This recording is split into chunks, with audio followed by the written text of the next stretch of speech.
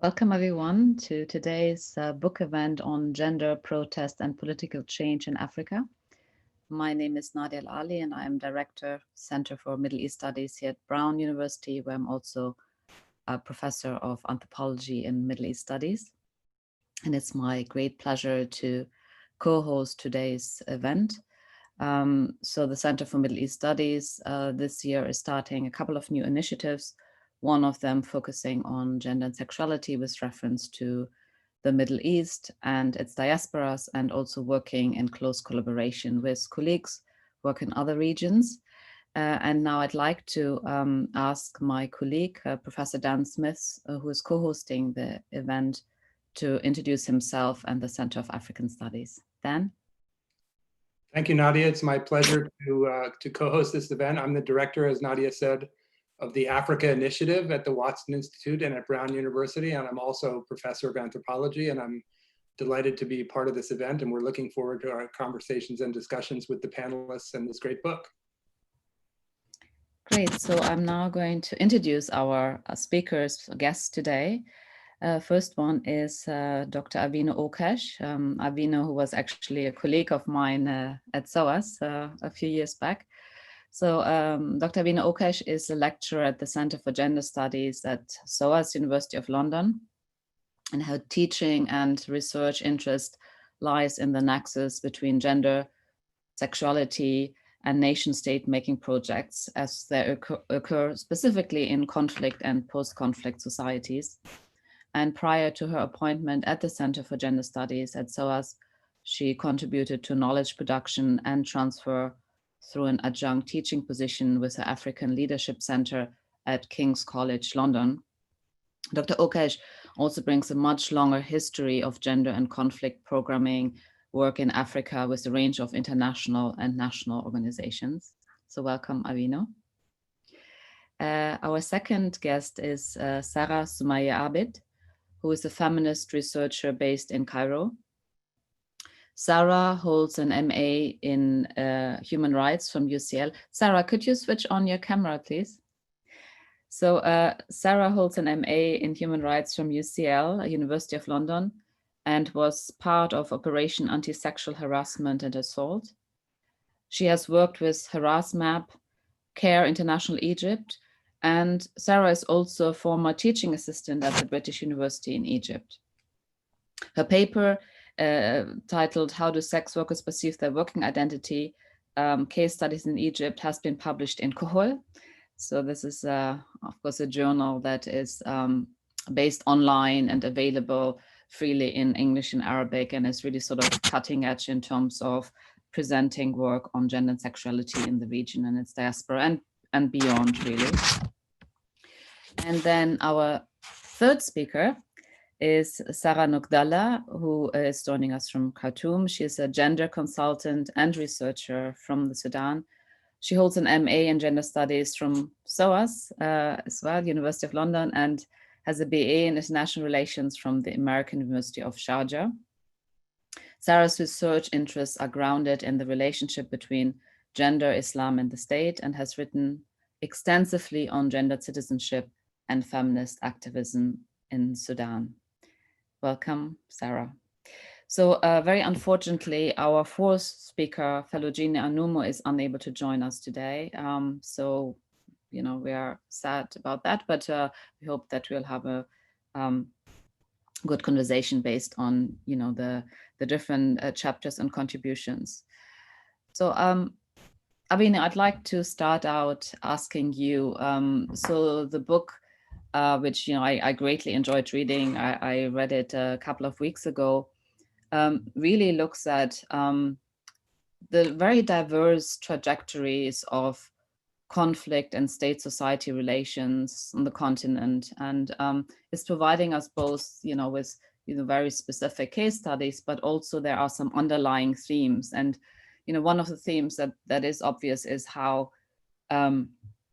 state-society relations have transformed over time. And, you know, when I did my PhD in the 90s on the Egyptian women's movement, it was all about civil society, and civil society was the context in which women mobilized and in which, you know, social transformation took place. But there's this shift that you're describing, or it's in this moment where this shift has taken place, that you are grounding your book and looking at the sort of relationship between youth and gender. So I'm very interested to know a bit more about the trajectory. How did you actually come about, putting this edited volume together? What was your thinking behind it? And what, in your view, are some of the main contributions of the book?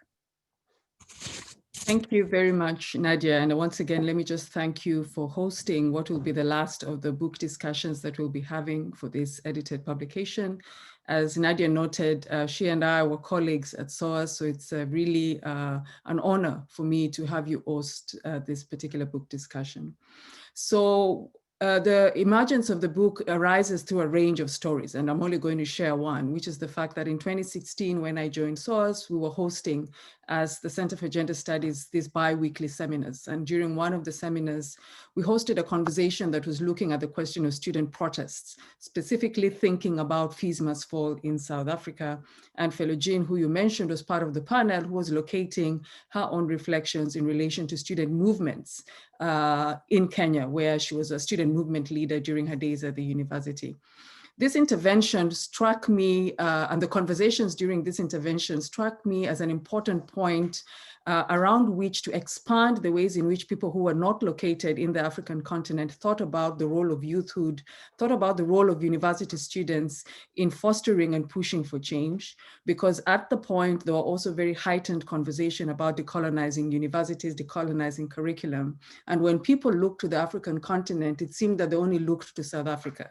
There seemed to be this assumption that conversations around decolonization and the role of university students in social change and transformation began in 2015, which is when Fees Must Fall protests sort of hit their crescendo.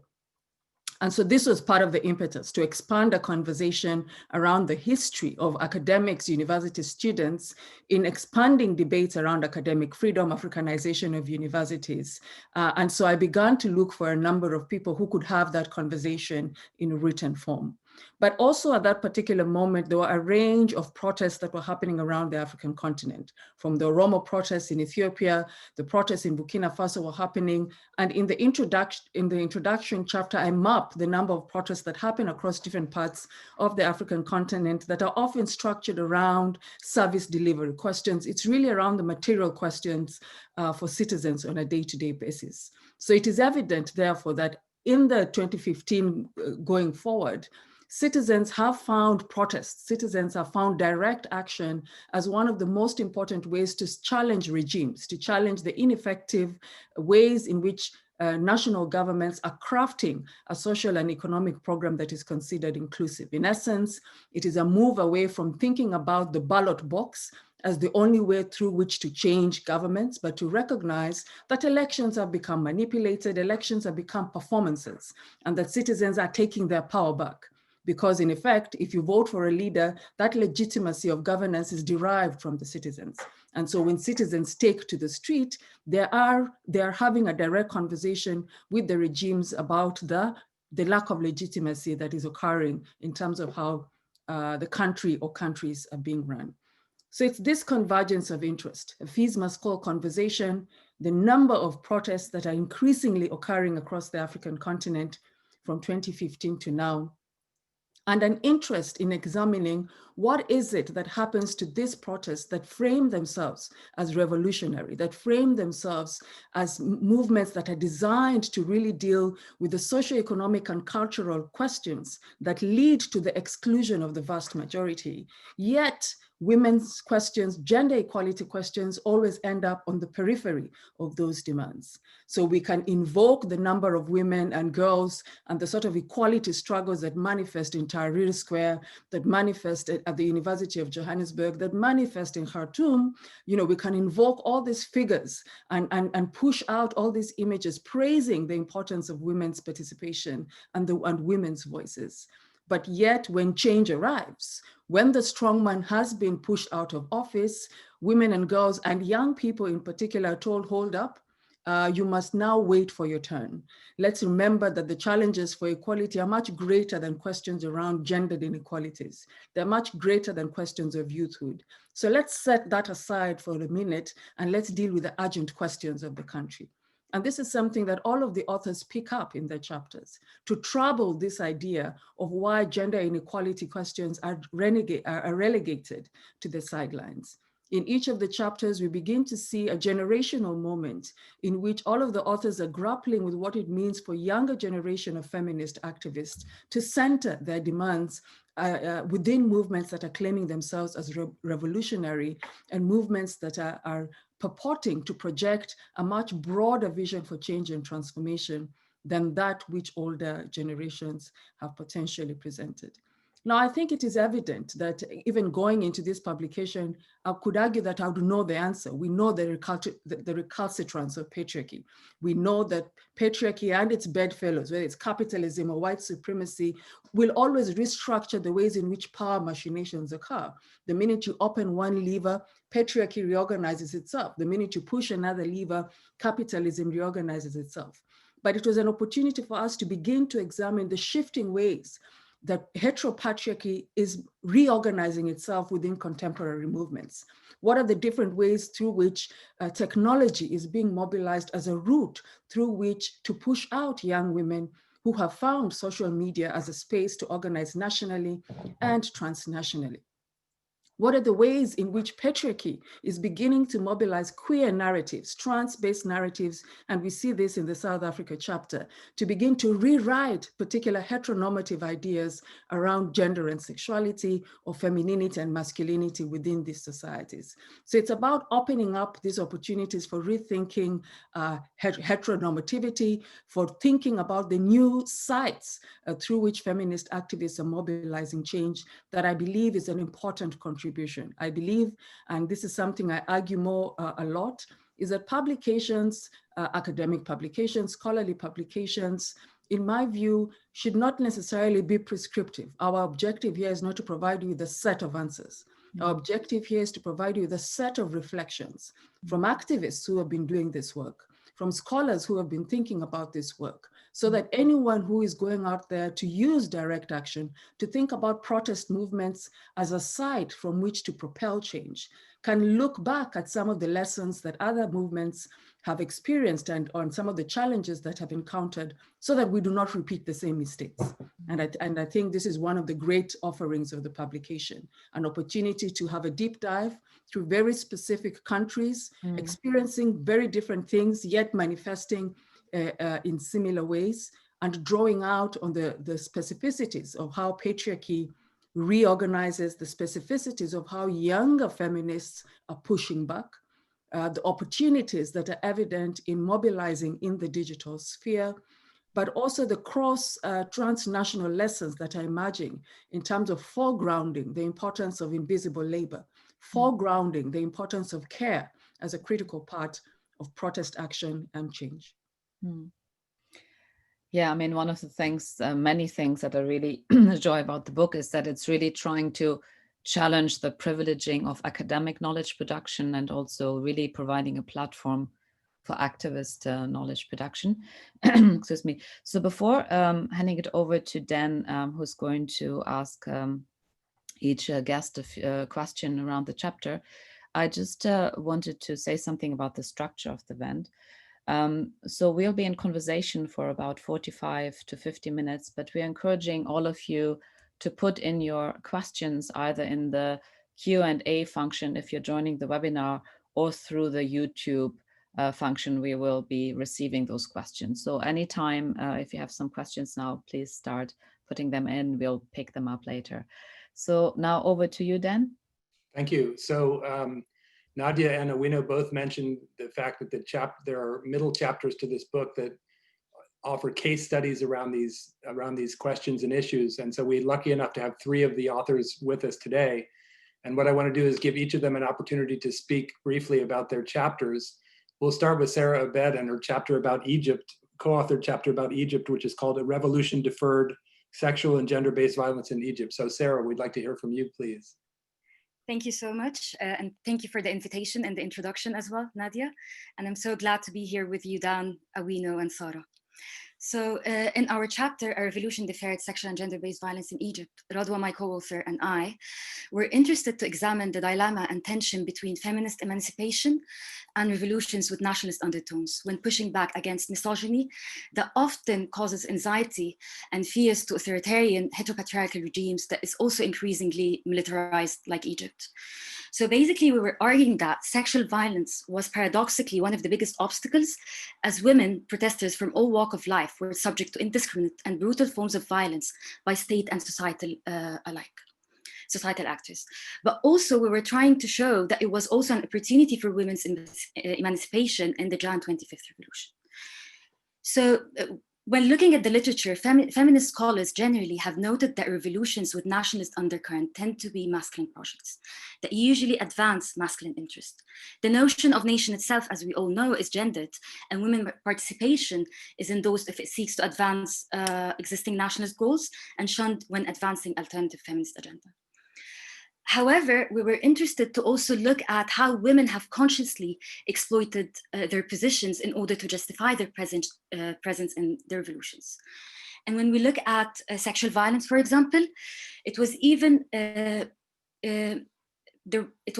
efforts of these feminist activists, even before the revolution, that have endured several struggles to bring the issue at the forefront or to the public discourse.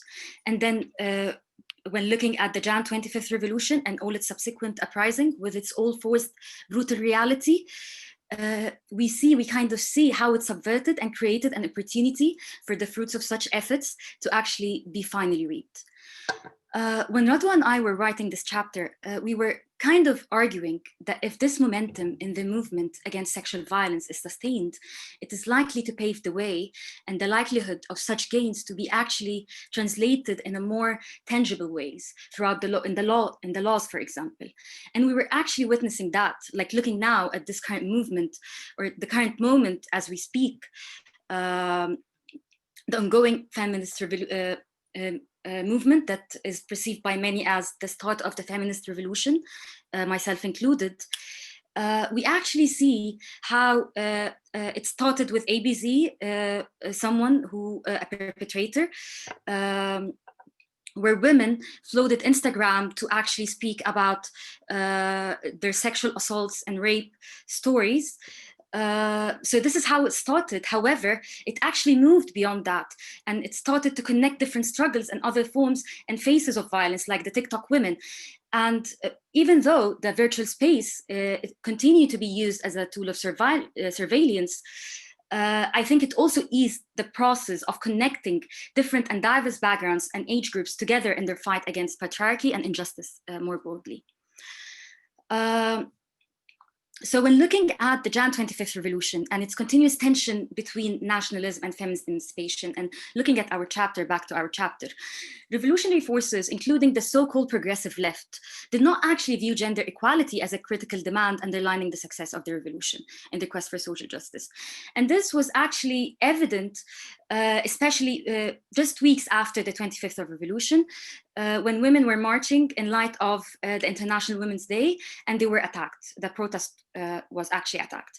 And this sharp contrast between these attacks and the egalitarian nature of the Tahrir Square made us realize that people are actually willing to support women as revolutionaries, but not necessarily their notion or explanation of a definition of revolutionaries would actually also entail women seeking gender equality.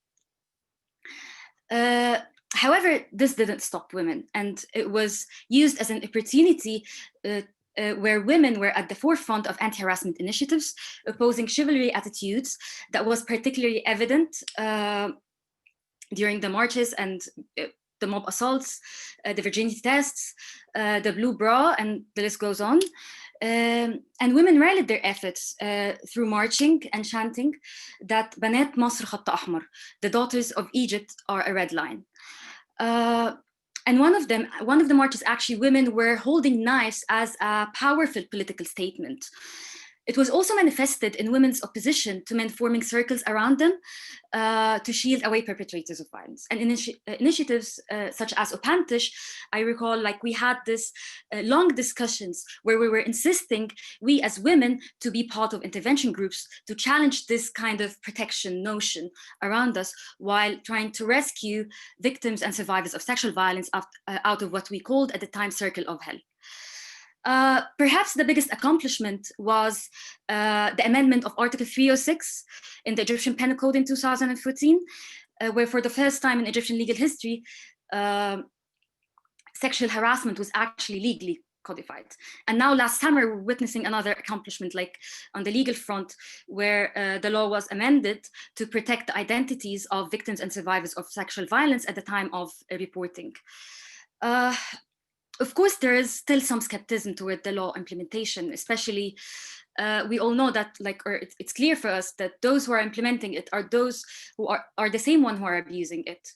However, in our chapter, what we were trying to shed light on is that how these moments of forced reality, of extreme violence, could also act as opportunities for movement building in our quest for social justice and radical transformation.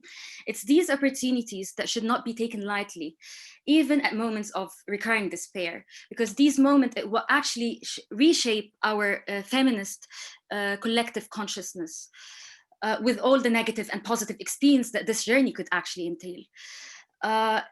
And it's these moments that actually help us to be hopeful in a way, to keep on reimagining alternative feminist futures. Yes, we're now in another moment of despair, and the state power again and again is brutally expanding its legal and moral architecture to police and control our bodies. Take, for example, the crackdown on the TikTok women, or the witnesses who were turned into criminals in the affirmative crime.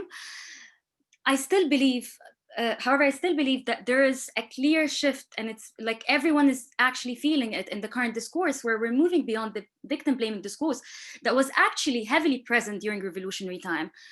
And we're publicly opening up discussion that is centered on the notion of consent, challenging slut-shaming discourses, among other things.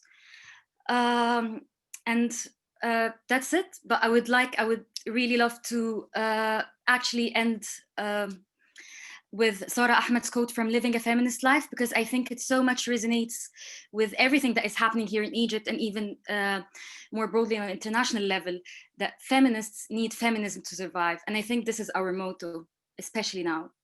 Thank you so much, and I'm looking forward to your questions.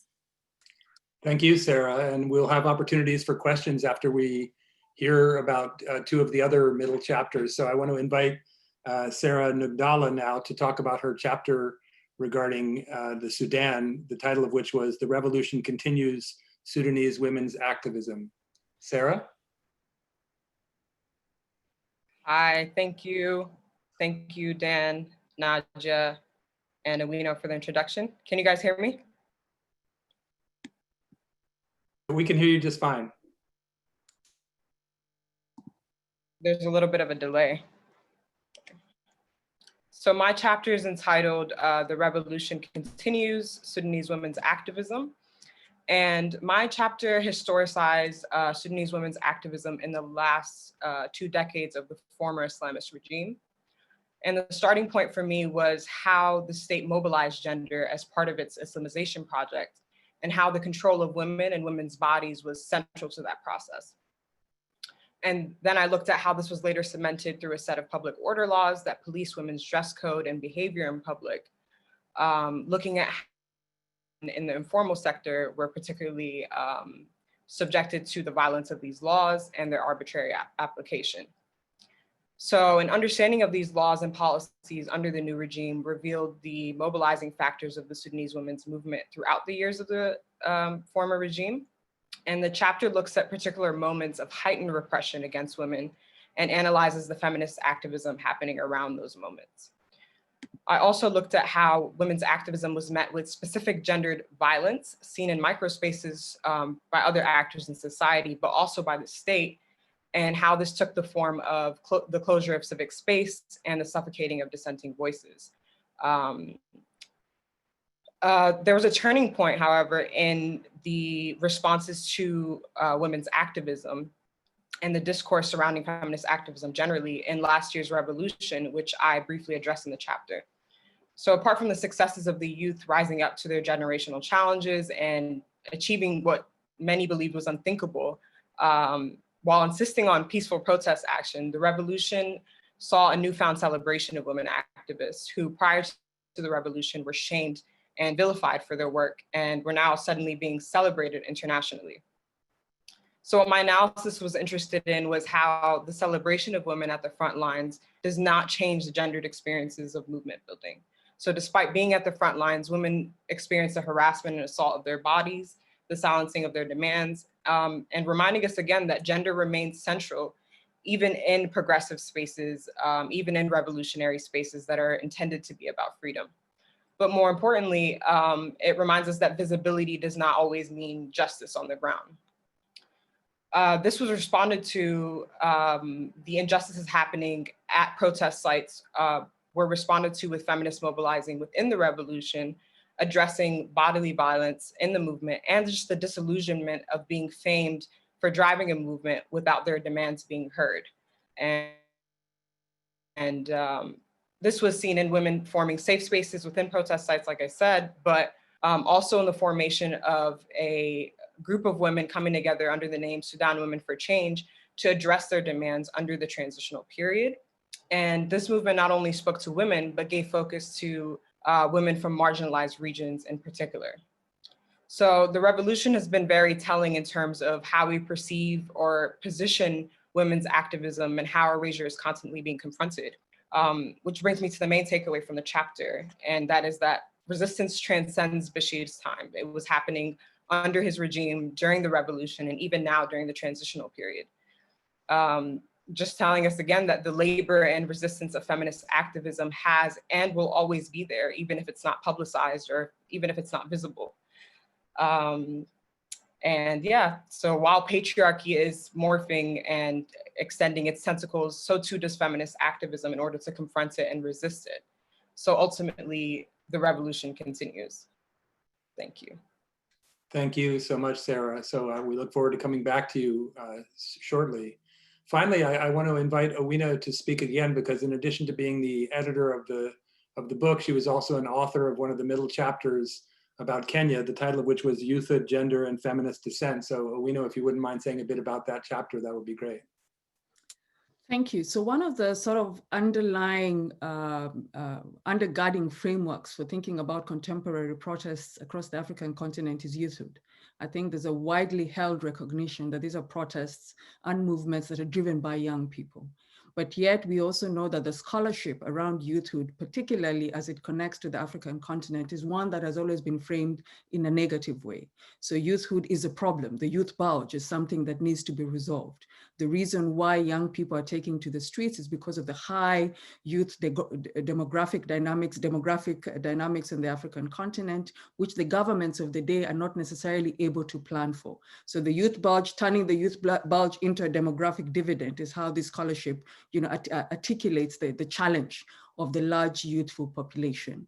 But a second component of that is thinking about youth as a problem. So you have large numbers of people who are not absorbed into the market through a sort of economic program that allows jobs to flourish in specific ways, which means that young people are therefore presented as being much more liable to be violent or to resort to violent outcomes as a means to claim their space within the national sphere. So the criminalization of youthhood, the criminalization of young people, and the framing of young people always through the lens of violence.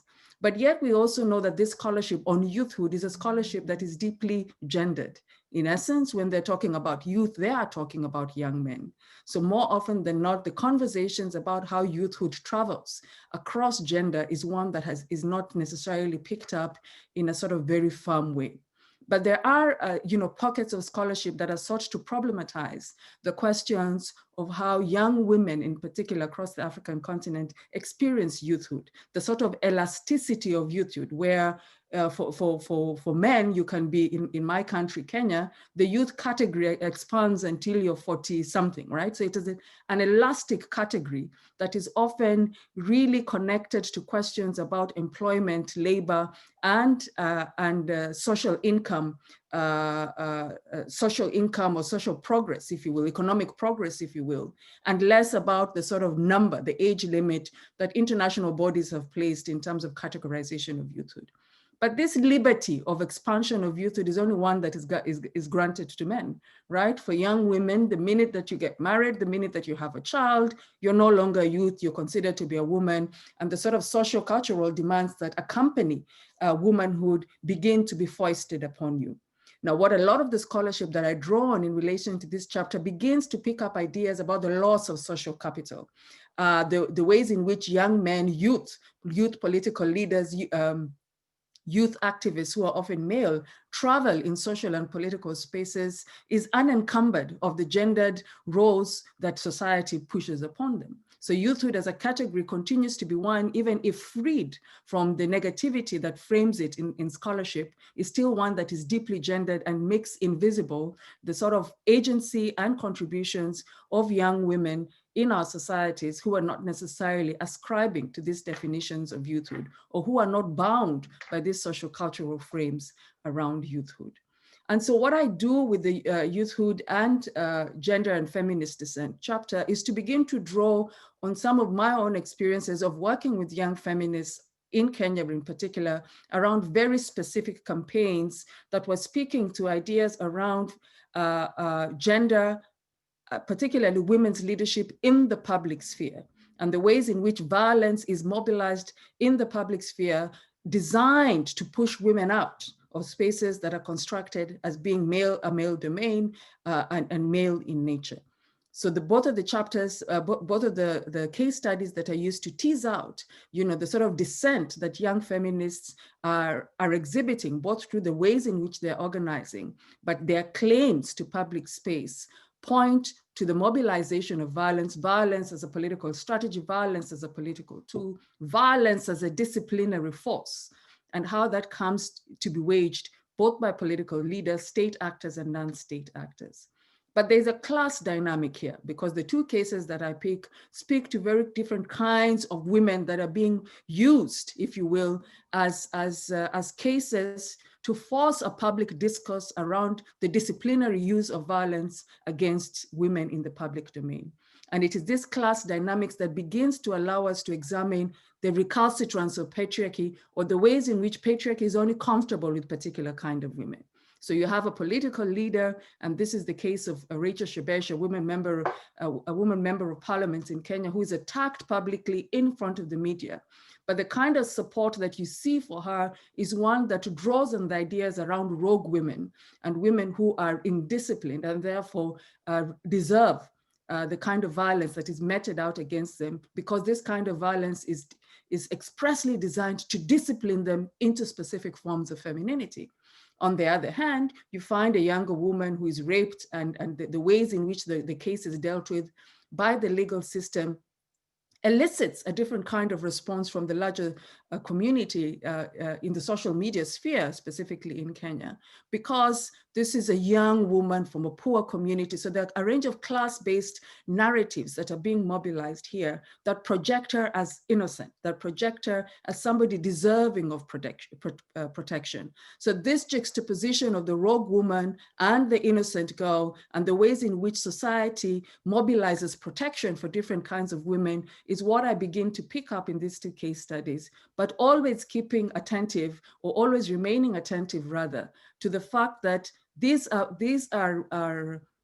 processes of activism that are led by young feminist activists. These are processes of activism that mobilize greatly the technological sphere, social media in particular, to generate a broader discourse around violence, a broader discourse around feminism than ever before. But I also point to, and speak back, if you will, to this idea around the fact that social media activism has no impact, by beginning to pull out the ways in which social media activism is often always accompanied by offline activism. and begins to point to the ways in which we see the mobilization of actors across different spheres, whether they're from formal, non-governmental organizations, individual feminist activists. At the time, I was not aligned to any organization, to mobilize the range of resources towards building this campaign around these two specific cases. So again, it challenges or pulls out some thinking around what happens when you move out of the framework of thinking as a non-governmental organization, the NGOization of our feminist movements and the harm that that has done. And that when you begin to free yourself from an NGO modality of thinking about pushing for social change, we are broadening networks, we are enabling a greater range of meshworks to develop to push forward a greater political discourse around gender violence, but also to broaden the ways in which we're building movements across generations and across the nation, away from the city, but also to the sort of peri-urban areas and to other smaller towns. Mm. Thank you so much, Awina. I want to hand it over to Nadia to begin the question period. Mm-hmm. Yeah, thanks. Yeah, I mean, the whole issue of especially the young generation of feminists trying to not only address previous taboo issues, but thinking around new ways of organizing. I mean, that's something that clearly cuts across. I mean, I'm very familiar with those debates in the context of the Middle East, and it's very interesting to see how this cuts across. Well, what I like to ask you all, actually, I mean, reading the various chapters, patriarchy looms largely, right? And I want us to sort of think a little bit, reflect on patriarchy. So Avino knows my former supervisor and now colleague and friend, Denise Candiotti. She wrote a few years ago in relation to what was happening mainly in North Africa and Egypt, that patriarchy as we know it no longer exists, because patriarchy has been challenged from so many angles by women, virtue of their education, their labor force participation, their political participation, legal reform, but also men who do not fit sort of heteronormative ideas of masculinity. And so that's challenging patriarchy as well.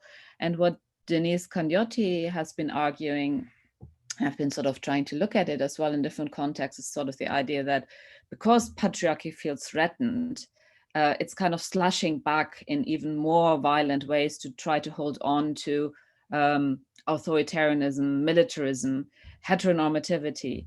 And so she's coined this term masculinist restoration to explain the extreme violence and the sort of targeting of women or men who, by virtue of their sexuality or ethnicity, race, class, do not fit in ideal masculinities. And I'm sort of wondering what you think around it. I mean, about this. Are we witnessing, patriarchy, or is there something happening to patriarchy that sort of explains the very gendered resistance and backlash that is very much focusing on resisting body politics and controlling sexuality, controlling women's bodies?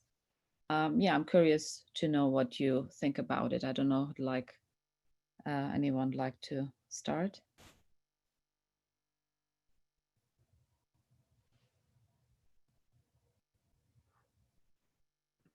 I think Sarah looks like Sarah. Yes. Abed looks like Sarah, would you like to have Yeah, I was that? waiting if anyone would like to Yes. start. Yeah. Okay. Actually, I would be thinking about you through it, Nadia. And while you were talking about patriarchy and how it's being challenged, for some odd reason, I kept on thinking about the current situation in Egypt and the crackdown on the TikTok women. So when you look at the TikTok women, basically it wasn't the violence that was directed towards them. It was mostly state violence. Sorry, Sarah, maybe if you can very briefly explain to those viewers who don't actually know what happened. Yeah, sure. I was about to. So basically, there was a crackdown on women influencers who belong to a middle and working class Egypt on social media, who were using TikTok as an application to actually express themselves. They're not necessarily identify themselves as feminists, but then again, feminism is a practice and a lifestyle. It's not a marker at the end of the day. And what happened is that some male YouTubers were provoked by the material that they were presenting, because they were basically challenging societal norms, heteronormative norms. And they started filing cases against them, like YouTubers and male lawyers. And actually, the public prosecution office took the cases seriously, and the public arrests were started. So here we're seeing, like, it's not like, for example, what was happening in Opantish during Opantish time, or even during revolutionary time, where you see a clear sexual violence or sexual assault or rape case. But what you're seeing is that some influences, maybe because they belong to, and here also intersectionality, you see also intersectionality as well. They belong to middle and working class Egypt. So probably they don't have someone to back them, who are basically arrested and turned into criminals because they're expressing themselves and dancing like upper class Egyptians.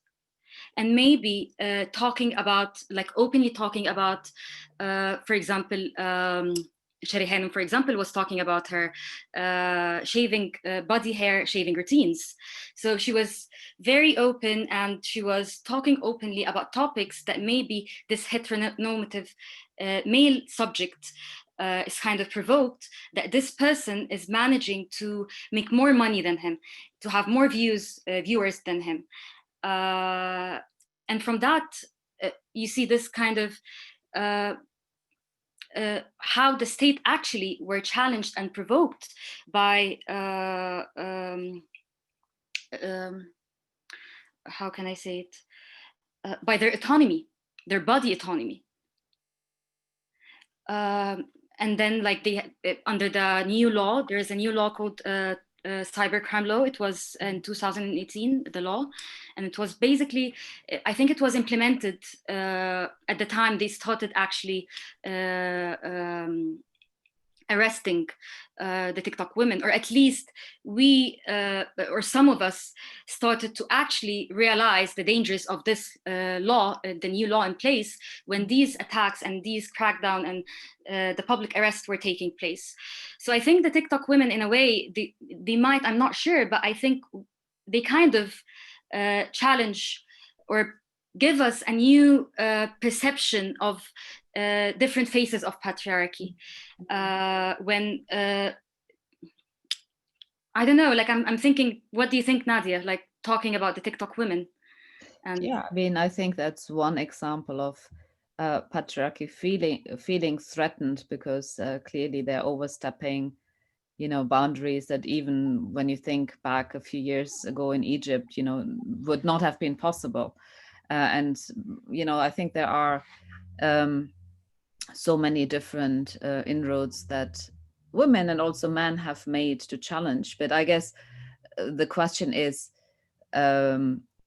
does that mean that patriarchy is not at work anymore? You know, and I guess it's sort of a matter of emphasis. You know, are we witnessing this really attempt to restore masculinist authoritarianism? Yes, definitely. But is it the same across? I mean, I certainly think when I look at Iraq, for example, it's very different from what I see in Egypt. So I think there are variations, actually. variations of patriarchy. Yeah. What do you think, Ravina? Oh, sorry. No, I was just going to say, like, of course, like patriarchy, it's still there, it's still Yeah. present. Just like keep on changing how it respond to new challenges. Yeah. When it's provoked. Mm-hmm. Yes, I was going to say that I think the underpinning architecture of patriarchy still exists. Yeah. I think that it reinvents itself and projects itself as, for instance, masculinist authoritarianism is absolutely true, but that the framework that undergirds it is patriarchal. I think we cannot run away from that just yet. And I think, for instance, the production of ideas around toxic feminists and all of this is that response. It's that fragility that is emanating from an architecture that is feeling threatened. Yeah, I agree with that.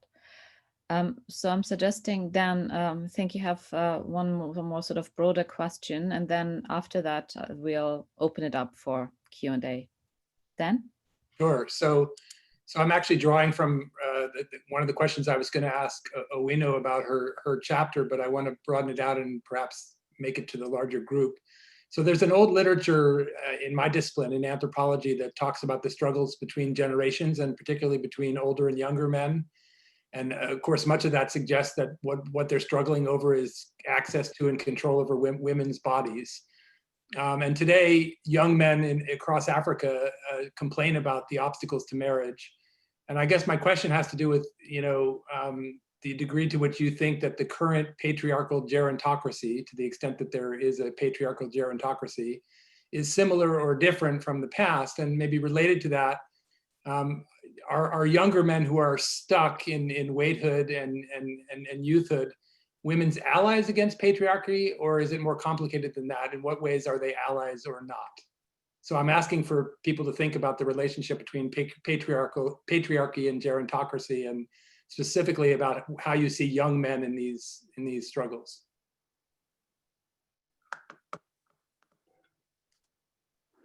So I'll go. So I think that in a lot of ways, there are continuities, and those continuities, I think, have been exacerbated by the economic conditions across many African countries that have not necessarily allowed us to revisit how we structure gender relations alongside the restructuring of economic and political conditions. So we are shifting the modalities of how our societies are claiming the open market, are claiming electoral politics, are claiming technology, but we are doing that on the basis of a social system that we are insistent should remain the same. So that's in the same way I often argue that the fear around queer activism, the fear around queer bodies is often a direct response to a fear around the rupture of heteronormativity as an underpinning pillar of how patriarchy operates. Because the minute you disrupt heteronormativity, in my perspective, you have disrupted the very thing that holds patriarchy together. Because heterosexuality is not just a mode of organizing sexuality, it's a mode of organizing the economic, political, and social conditions of the country. Whether you're thinking about labor, whether you're thinking about politics, legal frameworks, religion, culture, it sort of seeps through all of these systems. Now, one of the things that I've observed, particularly in social movements today, and I guess this is what the Egyptian chapter speaks to, the chapter on Cameroon and South Africa all speak to this in different ways, is that there's a deep reluctance on the part of our younger male comrades to rethink, to claim this moment as an opportunity to rethink how masculinities can look like for the betterment of our societies. And this reluctance to reclaim the opportunity to rethink masculinities, in my view, emanates from a broader discourse that has pitted the gender equality work led largely by women's rights organization as oppositional to freedom for men, right? So if I think about Kenya, one of the things that you hear a lot is, where is the boy child? Where is the boy child? Why are you not engaging men and boys? And these kinds of ideas. And one of my arguments back is, well, as somebody who does policy activism, I'm consistently engaging men in power. So what is this argument that men and boys are not being engaged? And people then begin to manufacture all kinds of fictional statistics to illustrate that there is there's a lopsidedness in the ways in which outcomes, social and economic outcomes, are being experienced by women and men as a result of this overemphasis on the liberty and freedom of women and girls. I think that a lot of the allyship that has developed most usefully has come from allies within queer movements. So people who do not necessarily construct themselves in the sort of deeply masculinist ways that society projects to many people. That is how men show up in the world. I think there's increasingly, as a result of authoritarian drift across different parts of the African continent, a recognition of the importance of cross-movement mobilization. And I want to go to Uganda here to offer an example. When the what was popularly known as the Bahati Bill, the anti-homosexuality bill that had a death penalty attached to it, that came up in 2013-14 in Uganda, And that bill was not only just targeting the homosexual, it was targeting all organizations that were doing any work on sexual and reproductive health rights. Anyone who was doing work on HIV and AIDS was being targeted by that particular bill. Anyone doing work on sex worker rights was being targeted. This was the first time, in my view, that you saw cross-coalition mobilization. And even those who thought that those queer things were too dirty for them to touch, came to the table. People who were doing work on governance, people who were doing work on human rights writ large, came around the table as a result of the threat to their own existence, as a result of the threat to their own material conditions. So I think that these moments that offer opportunities for allyship, but unless as movements, we begin to think much more radically about the accompanying rupture that is needed when we do economic and social change in relation to gender work, the opportunities for greater allyship between men and women around broader questions of gender equality continues to be fraught. It continues to be fraught.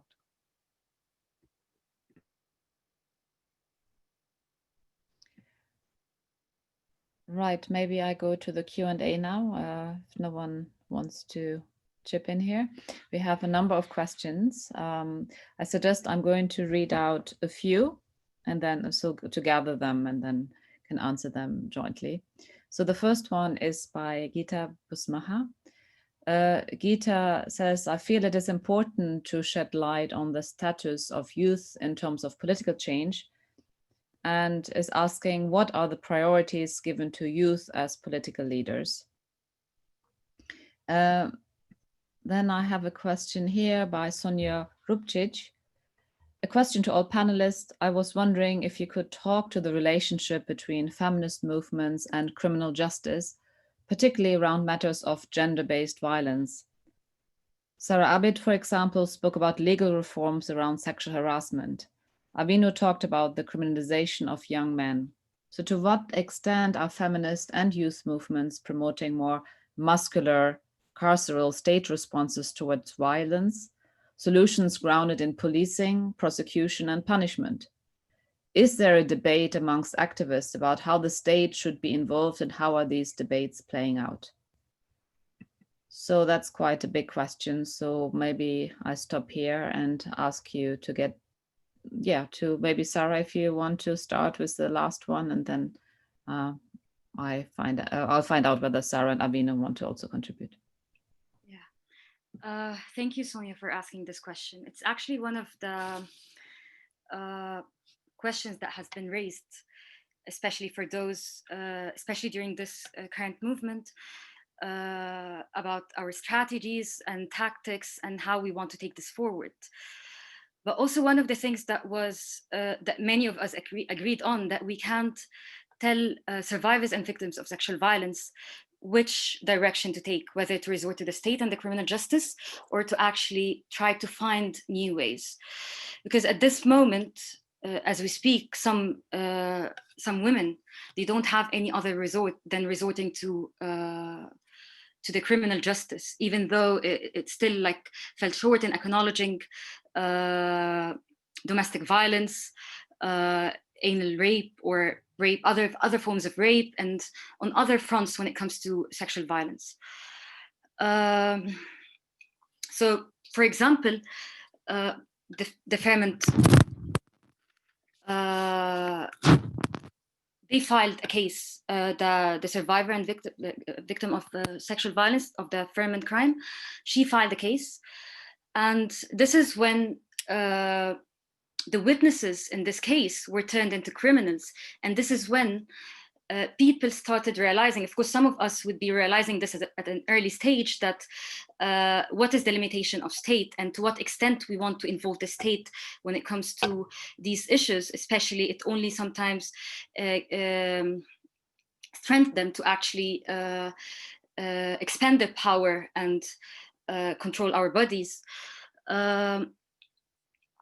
So what I want to say is that at this time, at this moment, many women started to realize that maybe the state is not the only avenue, or the only place to go to, and maybe shaming and naming is one strategy. But I think like we're still at this early stage of discussing that. Some are actually against the death penalty and against the whole idea or notion of criminal justice, and some are inspired by the BLM movement in the US, while others think that it's actually totally injustice to actually try to, or it's not realistic to actually try to apply some of what is going on, or the movement that is happening in the US now, given that women in the first place, like until today, the violations that is happening and taking place is from our circles and the progressive left. So I think the tension is there, and it's an ongoing discussion, and I don't have a clear answer for it. I might have a stand or an opinion, but at the same time, I can't impose it. And I think one of the good things about this movement is that it's a learning process. It's a learning and unlearning. And some people, like those who, because at the same time, like most of the participants, it's a kind of intergenerational movement. So you'd find those who might have not really lived the revolution. Those new, like really young in they're not even in their 20s, who are participating in this movement, and they haven't actually, or even like physically participated in the revolution. So they don't really have the experience to actually confront the state and its power, and to what extent it's brutal, and they're still learning, and we're learning together. And that's my take on that. Like it's very confusing, and I think myself, I'm always I feel like I'm so confused, because part of me, like, I'm against the death penalty. I'm not someone who I think I would resort to the criminal justice, but at the same time, I can't impose my views on others, or other women who decide to resort to the criminal justice, and I will actually support them. Like I can't even just leave them there because I'm not fully agreeing with their approach.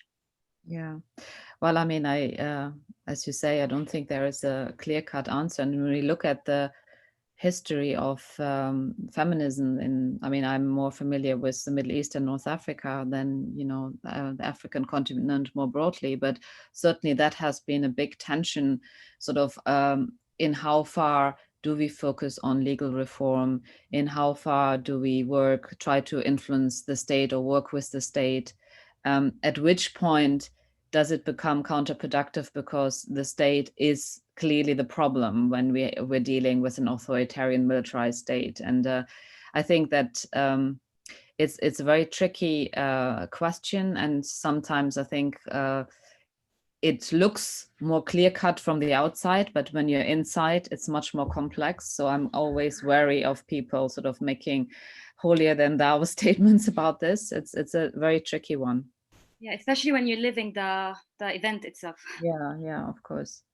Yeah. I don't know if either Avino or Sarah Nugdala wanted to come in on this or the other question. I would just underscore what you've both said, that I think while the discourse and the scholarship on carcerality offers us a lot to think about in relation to how policing, securitization, and all of these regimes shape our lives transnationally, right? So what is happening in the US is in part a reflection of what is happening in other parts of the world through the range of military funding and security funding that's reaching our shores. That security funding is a factor of how the new empire is working. That security funding is stifling local conversations around social change and transformation, because we need a stable regime here. So we're not going to interfere with that regime, because holding Egypt stable is useful to a geopolitical demand in that area that will protect the US interests. So there's a lot of connections in terms of how carcerality functions globally. And I think if we looked at it from that framework, it offers us a very useful way to build transnational solidarity and transnational movement work.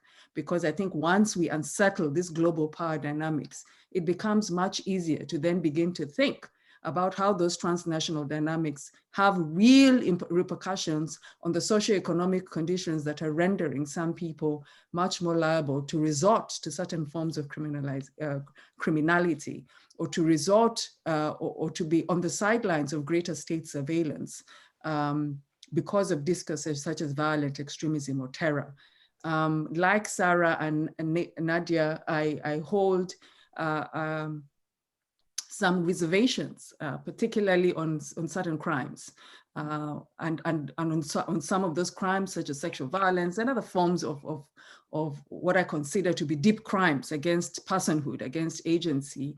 Those are decisions I would leave to the person who's experiencing the injustice to determine how it is that they want the issue to be dealt with.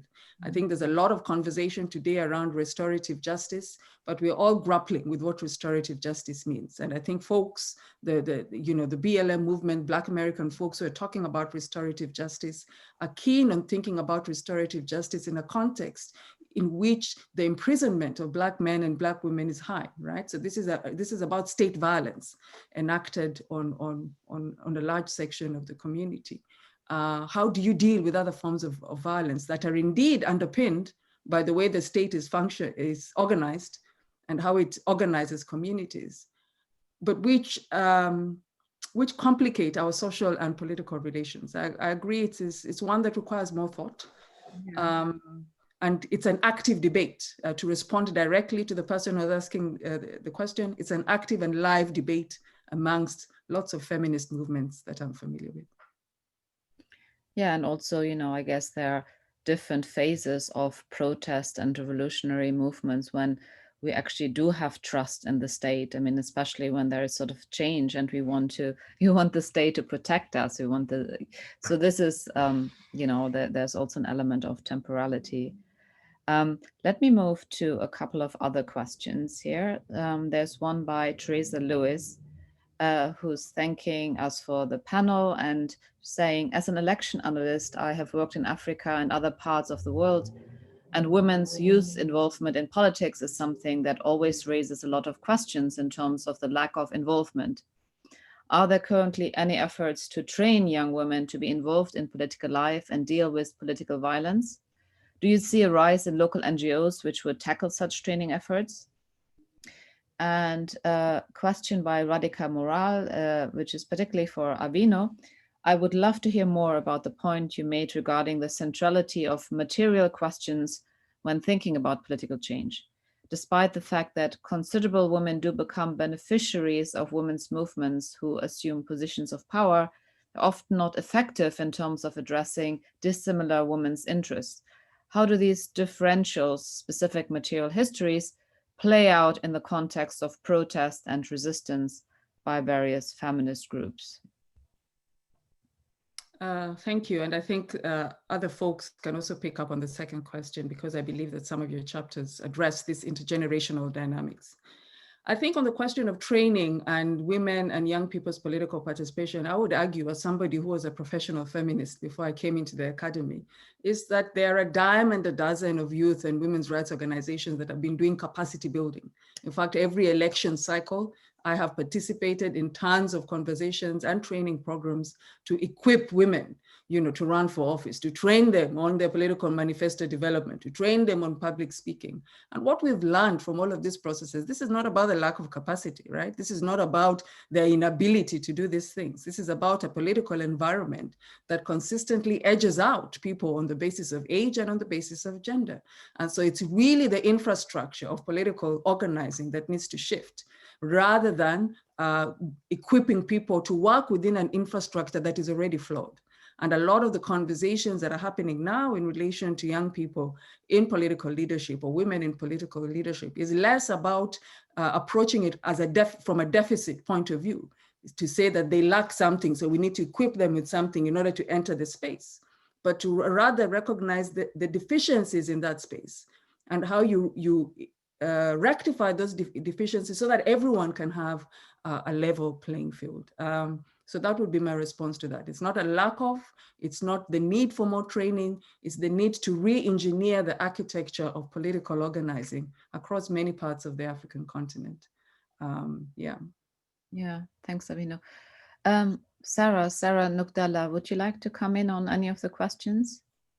Yeah, just to add to what Awina was saying, I think in Sudan in particular, the role of the previous regime was to suffocate civic space. So now with the removal of the regime, there is more space for local NGOs to go about their activities. And the organization that I currently work for is actually, putting all their effort towards creating a network between Sudanese women across the 18 states in Sudan and a system of information sharing. But I think it's also important to remember that, feminism and a feminist future insists on a freedom that's beyond the state. And that's not like our ultimate goal, but that is sort of happening right now in Sudan. They're dipping their feet in new civic space, open civic space. Yeah, thank you. Well, I understand that things are quite fluid and moving as we speak in the Sudan. I mean, it's still seems to be one of the places that elicit more hope, and we hope that will stay this way. Sarah Abid, would you like to come in on any of the questions? No.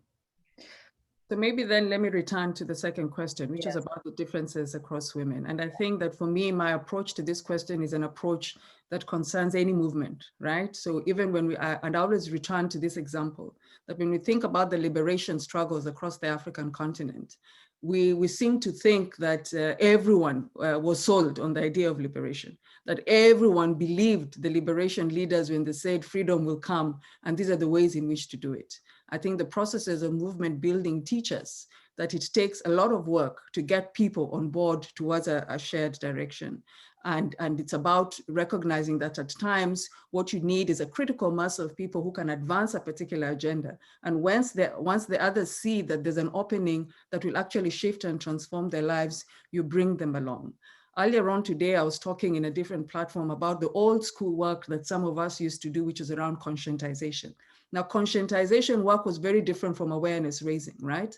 Awareness raising today is about going out to tell people about laws, policies, and your rights.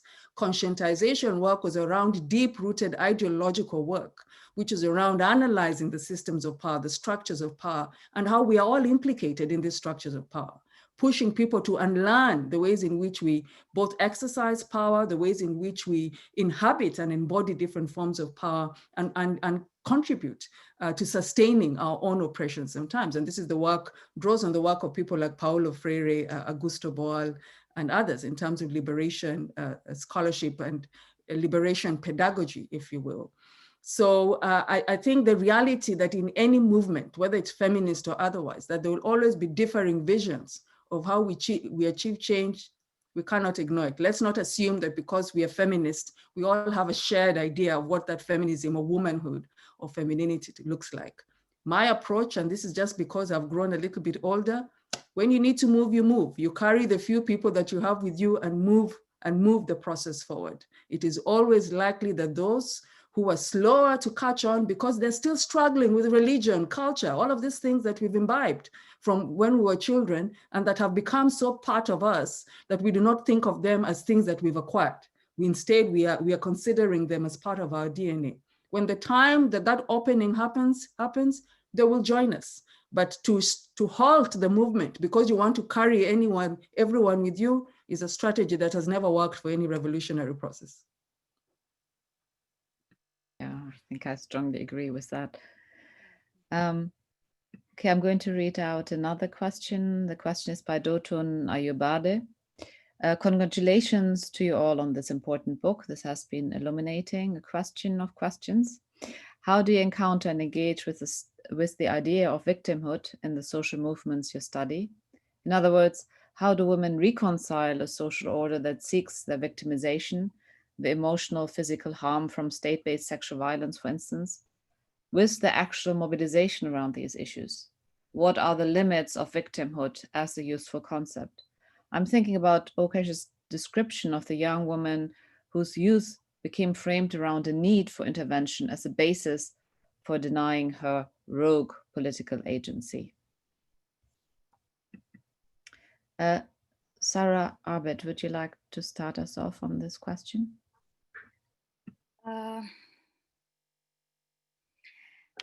Okay, so when I think about the notion of victimhood, I think one of the interesting debates that has been also rising around this notion is the tension between terms such as victim or survivor.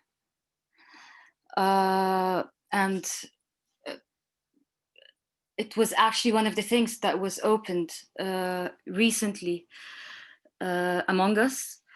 And we're talking about the limitation of both notions. But here I'm not talking about victimhood in relation to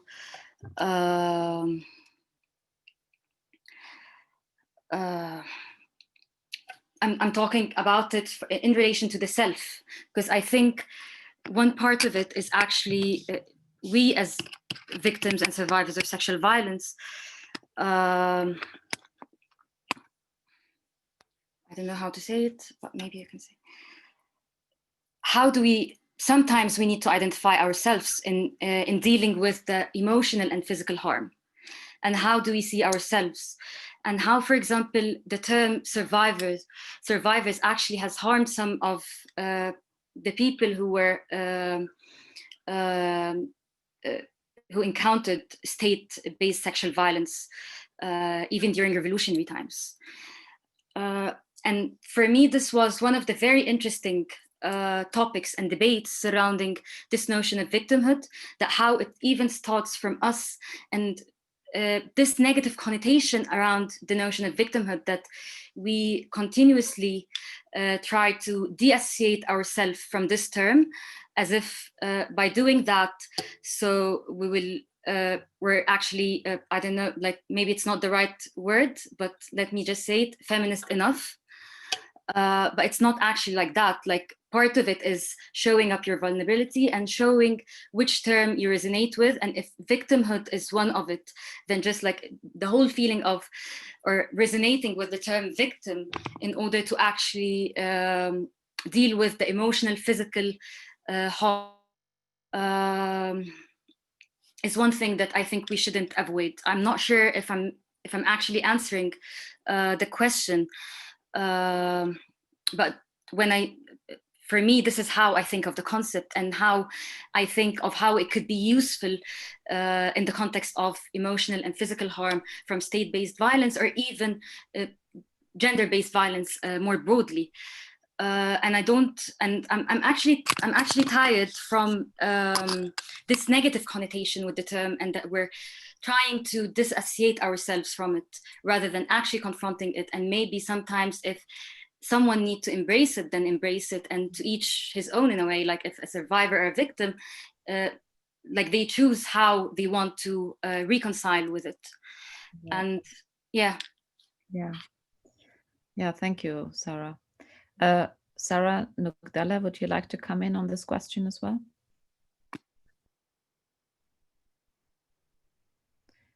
No, maybe not. Avino, what about you? No, I would agree with Sarah Abed that in thinking about victimhood, what I do is impose a power analysis on it. And anyone in any situation, whether I'm carjacked, whether somebody robs me in my house, it's a violation. It's a violation of my personhood. It's a violation of my agency. And the intent of such actions is to take power away from you. And you cannot ignore that in any situation where you are framed as a victim, whether the African continent considers itself a victim of global economic forces, that there's a process of power being taken away through a whole range of networks that are designed to put you in a position of subjugation. So framed in that way, what victimhood does is offer us a powerful basis from which to think about how power circulates, which structures, which institutions, which individuals benefit from power being located in them at different moments and at different times. And so for me, I do not think it to be problematic. I think that if you think about it through the lens of a power analysis, you're able to pinpoint the machinations of power. I think specifically in relation to questions of sexual violence, I have listened to people who have experienced grievous forms of sexual violence, and this rush for instance, to turn them into survivors is one in which they argue that is not a helpful one, because what it does is take away from the very experience of violation that they're experiencing. To become a survivor of something is to reclaim your agency back. So don't force people to reclaim agency if they have not had the time to get to that particular moment. And if we impose the idea of victimhood into a larger sort of political economy analysis, if we think about Africa as a victim of structural adjustment programs, to become a survivor of structural adjustment programs is to reclaim our agency, to construct the economic, frameworks that allow us to become an equal player, to engage as an equal partner on the global economic stage. So think about it through power, and then we begin to see the opportunities that it does offer us to think about masculinist authoritarianism or patriarchy writ large. Yeah. Yeah, we have a few more questions from the audience, but I'm going to turn to Dan. Dan, do you have a sort of broader conceptual question for everyone? Yeah, so the state has loomed large in a lot of these discussions, and implicit and in some places explicit in the book is the importance of understanding and perhaps promoting politics and political agendas beyond the state, and even beyond, as Awino alluded to earlier in her comments, even beyond conventional non-state actors like NGOs. So I was wondering if you would be willing to, any of you would be willing to say more about your view regarding the desired or likely unfolding of the relationship between social movements and the state in Africa, and in particular, perhaps comment on in what ways a feminist political project is integral to those outcomes. And before you answer, because there's a question here that really links to your question, Dan, so I'm going to interject that here. This is by Marlon Jimenez Oviedo, who says, first of all, he's thanking everyone for this conversation. He's saying, I'm interested in hearing the panelist ideas about what Sarah just said. A feminist future for freedom is one beyond the state. So if you could also reflect on that, please.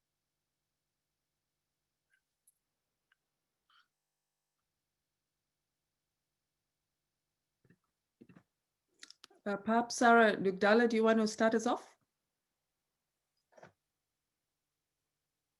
Did we lose her? Don't know if you've lost her. Okay. Well, I'll try to connect with her, but maybe the other Sarah, you want to start?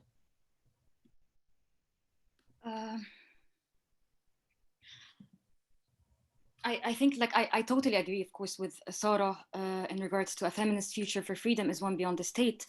And I think this is something that we keep at the back of our mind while trying to push forward, or in our approach with movement building and so on. Is this achievable? It's something that I think it's difficult to think about, and to actually reimagine it in itself. It sounds like, heaven, but what we can do for me is that we work towards it, and I think this is what we're doing. Even if we meet some obstacles, even if there is some tensions in movement, we disagree on the agenda, even if sometimes we have to work with the state or not with the state, I think this is something that we have to have at the back of our mind while moving forward. And for me, for example, like the current movement, I never thought that I would be witnessing it. And we're now witnessing it because of the accumulated and continuous effort of previous feminist movements, and how it's interconnected with each other, in the sense that it paved the way to actually reimagine this world that is beyond the state in one way or another.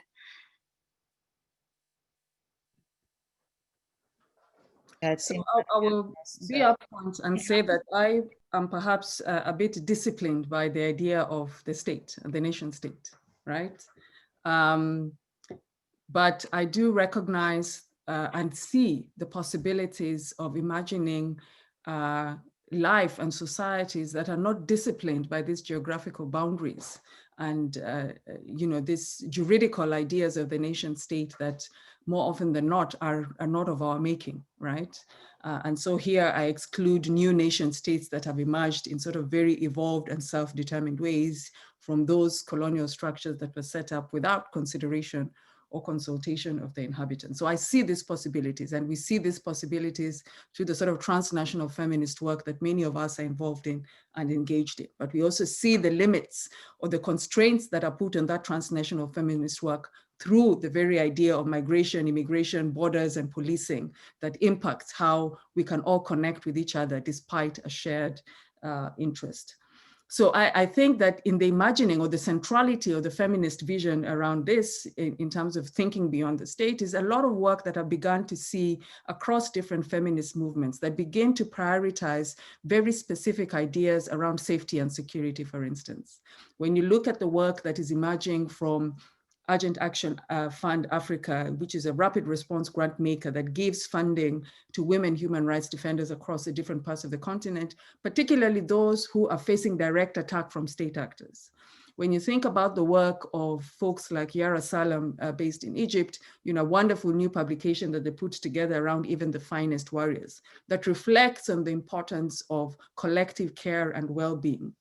These two projects, if you will, these two, one that is based on funding and another that is based on thinking collectively, are specifically designed to think about how to care for movements, how to think about building societies and political projects for change that are not anchored primarily on influencing the state, on influencing policy making, or on demanding that the state provides security when the state itself is defined as the person who's creating that insecurity. So in terms of a very tangible examples of how feminist activists are actively reimagining the ways in which they organize and build community, we're already seeing lots of that is emerging within our activist spaces that we must look to, largely because of how insecurity is experienced in our societies today. I think that for me, again, the protests, if we return to the sort of underpinning conversation of this book, which is around protest movements are pushing governments and are forcing governments to recognize that the architecture that we have created to discipline how regimes have conversations with their citizens is not functioning. Right? The very idea that people are saying that forget your election. Yes, it's coming in a year, but I'm not waiting for that election. I'm going to have a direct conversation with you about my dissatisfaction on the streets and the squares is, in my opinion, another avenue through which young people across the African continent are articulating very clearly the possibilities of governance that are not disciplined around particular frameworks of policy influencing, elections, electoral dynamics, for instance. So these are the sort of two offers that I would give in terms of very tangible things that I see as moving us beyond the state, that moving us to an idea of freedom that does not discipline us towards the frames that many who have done NGO policy work have become quite accustomed to. But we also know, and this is the argument that all of the authors in this book make, that even as we imagine such futures, and that is why the centrality of feminism looms large here, is that we must center a political project of freedom and justice as one that does not reproduce those very patriarchal dynamics that we're trying to run away from within the statist formation. And this is where the feminist political project comes in. It's disrupting ideas of gender identity, disrupting notions of gender and sexuality, and pushing us to think beyond these constructs. Thank you so much. I think we had temporarily lost Sarah Nogdalla, but she's back with us. Sarah, would you come in on this question that's linking with something that you said before in terms of our feminist futures to be de-linked from the state? Can you come in on this? Sorry about that. Yeah, so what I was saying is that women's political participation or women's training to, be politically active is, it's only an element of, the larger project of liberation. So in the case of Sudan, that it's great that, you know, women are able to build these.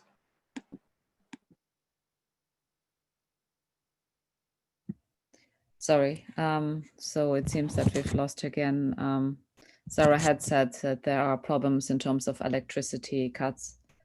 So we're hoping that she'll be joining us before the end of the session, but I'm going to proceed and ask probably what will be the last question, which is picking up on something that Avino mentioned before in terms of transnational feminism and transnational solidarities. And I'd just like us to conclude on reflecting a bit on what does a transnational feminist lens actually contribute to our understanding of gender protest and political change in Africa, and what are you individually, collectively hoping for in terms of transnational feminist solidarities? I mean, we know you've already had addressed that a bit, but I'd like you to expand, and yeah, I'd like to hear as well from Sarah. Do you have something on that?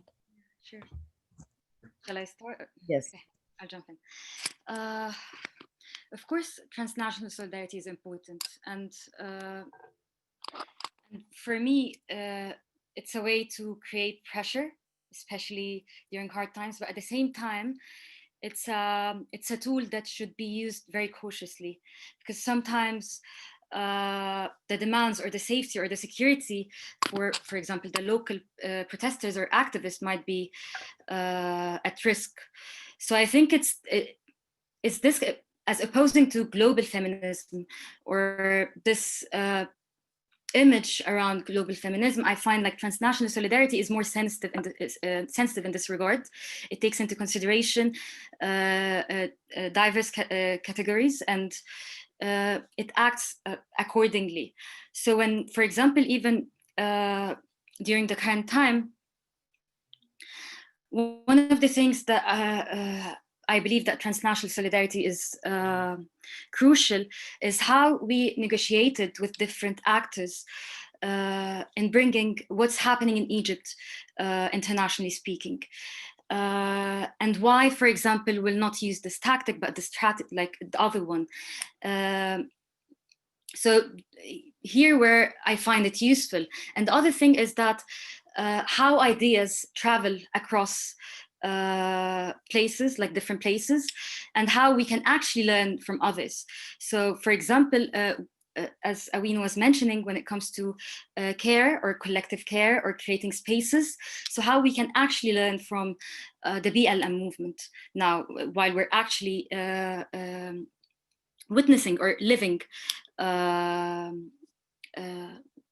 something that's happening now, like widely in Egypt, like this feminist revolution, or how it's hashtagged. So for example, the book of Sarah Ahmed was widely shared, especially the survival kit. So for us in closed feminist groups, for us to think and rethink with her how we can actually apply these ideas. When should we engage and when we should kind of disengage when there is an activist burnout, for example. And here where I find feminist books, along with the experiences of other movements, are very useful, and how we can connect and draw on similarities and differences while acknowledging both, and how we can learn and unlearn from each other, how we can learn from from what was happening in Sudan and still and continue to happen in Sudan, what we can learn from the BLM movement, what we can learn from what's going on now in Nigeria, for example, and what happened in Beirut, Lebanon. So that's my take on transnational solidarity, or that's how I find, like, for me, I think it's useful and important in this regard. Mm-hmm. Thank you. Well, we have just a couple of minutes left, and I'd like to ask Avino to reflect on this point, please. Thank you. And I've just seen one more question, so I'll sort of wrap it up together. Somebody asked about healing and how, you know, movements center questions of healing. So to underscore the point that Sarah has made, which is my consistent clarion call everywhere I go, We must read, we must read, we must read. We must know each other. We cannot build any transnational work if we do not understand our histories, we do not understand the work that has preceded us, we do not make connections across the continent with each other. I think it is more often than not, we look outside the continent for lessons, and yet what we know, at least between 2015 and now, is that there have been many other forms of direct action and change that have led to political leaders, strongmen, leaving political office with all kinds of dynamics that it has wrought at a national level that we can all learn from across the continent. So yes, while I echo the importance of looking outside the African continent, which is critical, particularly as part of a larger conversation about Black solidarity, which I'm deeply committed to, I'm also deeply insistent on the need for us to bridge these divides that sort of exist across the African continent, created, of course, by the history of colonialism, the Arab North, the Lusophone southern part of Africa, Francophone West Africa, Anglophone, East and West Africa. So these are divides that I think technology today has allowed us to bridge effectively, largely because of the social media activism. But on the back of that, we also see a lot of intellectual work that is being done within the social media space that allows this effective bridging to happen. So read, read, read. Let's know each other. Let's know the work that is in our backyards. Let's build those connections with one another. The second point that I would like to make is around the global power dynamics. So and I've seen a couple of examples in the last 10 years of how people leverage their power in the global north towards for the service of action in the global south. Because we know of old school activism that involved somebody sitting in the global north, somebody like me here sitting in the global north and saying, how can we help you, right? Now, if you're a citizen of the UK, if you're a citizen of America, I'm not, right? And you want to extend action to a place in the African continent that was formerly colonized by that power, or where the American government continues to have deep vested interests in a range of ways. Your power lies in challenging your government. And for me, that is what transnational solidarity means in ways that actually pay attention to the power dynamics.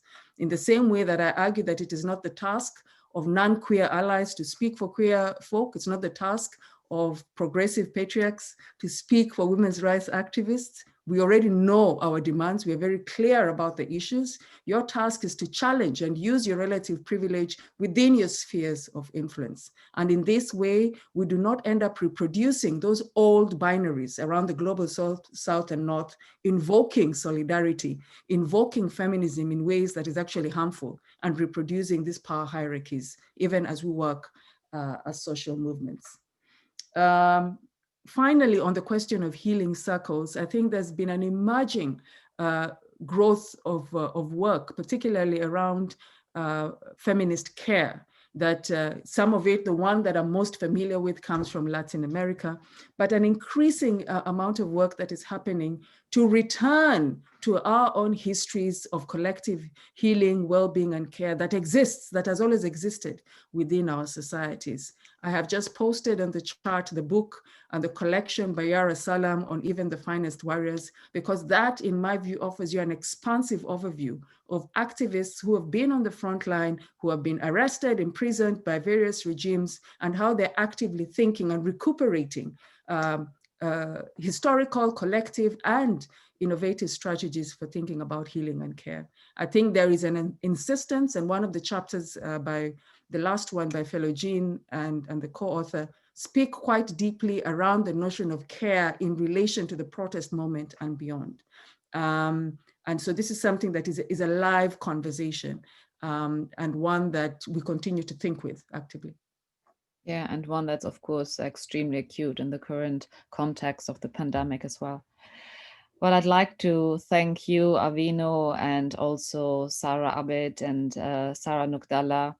I would like to thank my co-host, Professor Daniel Smith, and all of you who joined us and posed questions. And we have recorded this event, so we'll be making it available, and you can share it with your friends and colleagues who haven't had a chance to attend today. So thank you very much and goodbye. Thank you, Nadia. Thank you, everyone. Bye-bye.